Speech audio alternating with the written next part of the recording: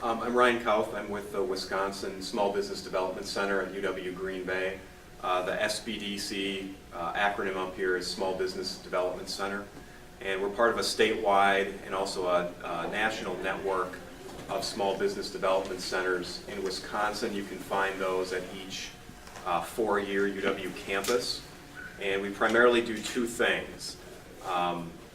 Partially, we are funded by a grant from the Small Business Administration, and most of that money, if not all of it, goes toward offering no-cost business consulting, or business counseling, some people like to call that.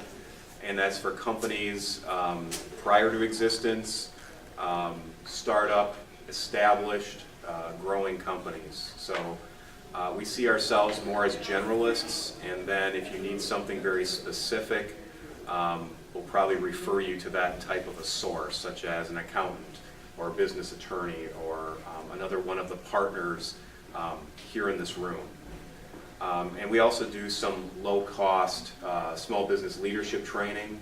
So our customers or clients who have come to us and we've worked with them through startup and established phases might come to us and ask us to provide training for the leaders in their business or their supervisors or their newer employees, and we can provide that as well.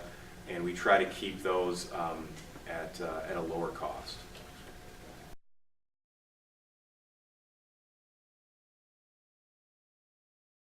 From a funding standpoint, when I do a presentation usually on financing your business, I take the flip chart and I draw a line across it and I put a dot on it. And there's so many different ways you can finance your business. Most people think of the bank right away. Well, the bank is the dot on that huge line that goes across the paper. Most businesses don't get a bank loan to start. Most businesses bootstrap, which means it's your own money, or they get it from friends and family, or probably, unfortunately, they use a personal credit card. In this recession, you hear a lot about people losing values on their homes. Well, that affected small business owners because a lot of small business owners used home equity lines of credit to finance their businesses. So while there's a lot of different banking and credit union financial products that you can use, there's also other resources you can use, like Laura. Barb from WDC is in the back of the room. Barb, off the top of your head, how many matching grant loan programs do you have?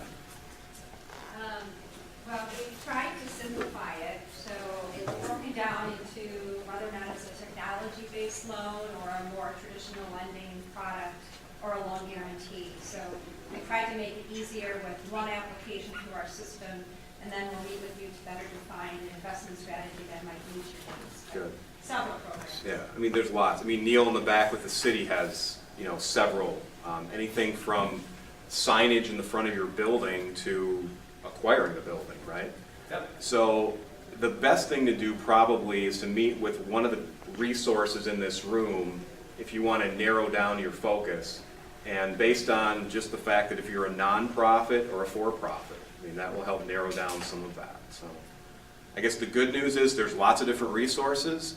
The uncomfortable news is you probably have to talk to somebody to really kind of narrow that focus down.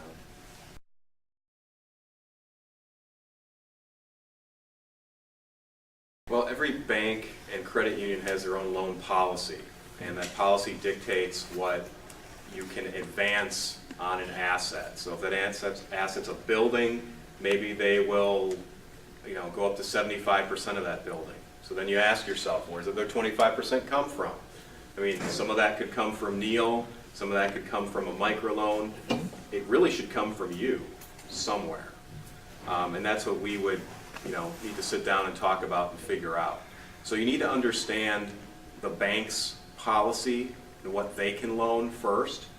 Kind of put yourself in the banker's shoes and kind of go from there. Kind of going back to Laura's answer on having a business plan. I think it's okay to have a napkin and start writing out numbers, okay? Because sometimes those numbers will dictate what if you start or if you don't. If you don't think you can make money selling a product, then you don't need to go any further. But if you can, write it down in numbers. You might have to tell your story in numbers. And if you consider yourself not a numbers person, find somebody who is. Find somebody who, can open up an Excel spreadsheet, type in a couple numbers and say, is this what your business could look like?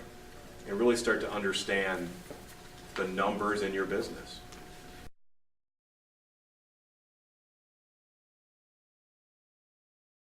Right, it depends on the bank and what their policy is, because some of their loan policies will write this in, and they will look at, things like profit, depreciation, add those together, take a ratio, and sometimes that's 1.5 times.